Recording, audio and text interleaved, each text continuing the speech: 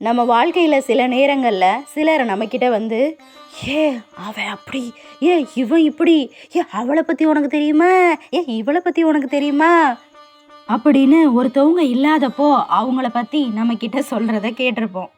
அது உண்மையா பொய்யான்னு கூட தெரியாமல் ஒருத்தவங்களை பற்றின தப்பான கருத்து நம்ம மனசில் பதிவாயிரும். நம்ம எவ்வளோதான் பாசிட்டிவாக இருந்தாலும் இப்படி ஒரு 2 பேர் நம்ம கூட இருந்தாங்கன்னா அம்பிட்டு பாசிட்டிவ் எண்ணங்களும் பறந்து போய் கெட்ட எண்ணங்கள் நம்ம மடியில் வந்து உட்காந்துக்கிறோம். இனி அப்படி ஒருத்தவங்க இல்லாதப்போ யாராவது அவங்கள பற்றி உங்ககிட்ட சொல்ல வந்தாங்கன்னா ஒரு 3 கேள்வி கேளுங்க. அது என்ன 3 கேள்விங்கிறத கதைக்குள்ளே போய் பார்க்கலாமா? ஒரு ஊரில் பெரிய செல்வந்தர் ஒருத்தர் இருந்தார். அவருக்கு உயிர் தோழன் ஒருத்தர் இருந்தார். அவங்க 2 பேரோட ஃப்ரெண்ட்ஷிப்பு ஊரே பொறாமப்படுற அளவுக்கு இருக்கும். அப்படி இருக்கும்போது ஒரு நாள், டேய் ஐயாவுக்கு தண்ணி எடுத்துட்டு வா, எத்தனை தடவைடா சொல்கிறது அப்படின்னு செல்வந்தர் கூப்பிடுறது கூட தெரியாமல் அவரோட வேலைக்காரன் ஃபோனை யூஸ் பண்ணிக்கிட்டு இருந்தார். வேகமாக வந்து அதை பார்த்த செல்வந்தர், டேய் என் ஃப்ரெண்டுக்கு தனிதாக எடுக்கன்னு கேட்டுகிட்டே இருந்தா நீ அதை கொடுக்காம ஃபோனை யூஸ் பண்ணிக்கிட்டு இருக்க அப்படின்னு எல்லாரும் முன்னாடியும் கத்திட்டு அங்கேருந்து போயிடுறாரு. நான் இவனுக்கு வேலை பார்க்குறேனா இல்லை இவன் ஃப்ரெண்டுக்கு வேலை பார்க்குறேனா, இவனுக்கு தண்ணி கொடுக்கலன்னு கேட்டால் அதில் ஒரு நியாயம் இருக்குது அப்படின்னு யோசிச்சுட்டு எப்படியாவது இவங்க 2 பேரும் ஃப்ரெண்ட்ஷிப்பை பிரிக்கணும் அப்படின்னு நினச்சிக்கிட்டு அடுத்த நாள்லேருந்து செல்வந்தர்கிட்ட அவரோட ஃப்ரெண்டை பற்றியே தப்பாக சொல்ல ஆரம்பிக்கிறாரு.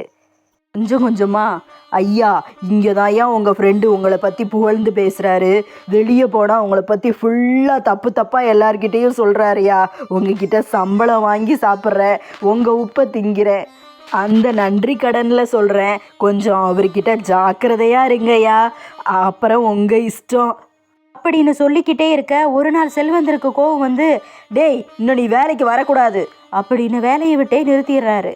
செல்வந்தருக்கும் வேலைக்காரன் சொன்னதை கேட்டதுலேருந்து அவர் ஃப்ரெண்டு பண்ணுறது எல்லாமே தப்பாகவே தோணுச்சு. அதனால செல்வந்தரும் அவரோட ஃப்ரெண்டு கிட்ட சண்டை போட்டு 2 பேருமே பிரிஞ்சிடுறாங்க.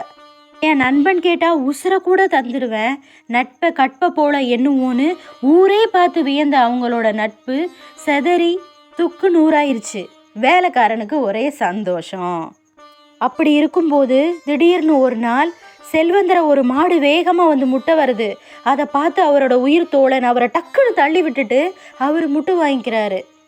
ஹாஸ்பிட்டலில் அவரோட ஃப்ரெண்டை அட்மிட் பண்ணிவிட்டு தன்னோட ஃப்ரெண்டு கூட சண்டை போட்டுட்டோமே அப்படிங்கிற குற்ற உணர்ச்சி ஒரு பக்கம், என் ஃப்ரெண்டு எனக்காக என்னை வந்து காப்பாற்றிருக்கான் என் உசுரை அப்படிங்கிற நட்பு பெருமிதம் ஒரு பக்கம், தன்னை சுற்றி என்ன நடக்குதுன்னே புரியாமல் ஒரு முனிவர்கிட்ட போய் நடந்ததையெல்லாம் சொல்கிறாரு செல்வந்தர்.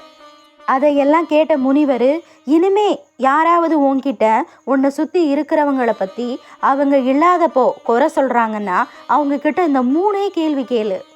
முதல் கேள்வி, நீங்கள் அவங்கள பற்றி என்கிட்ட சொல்ல வர விஷயம் நல்லதா கெட்டதா?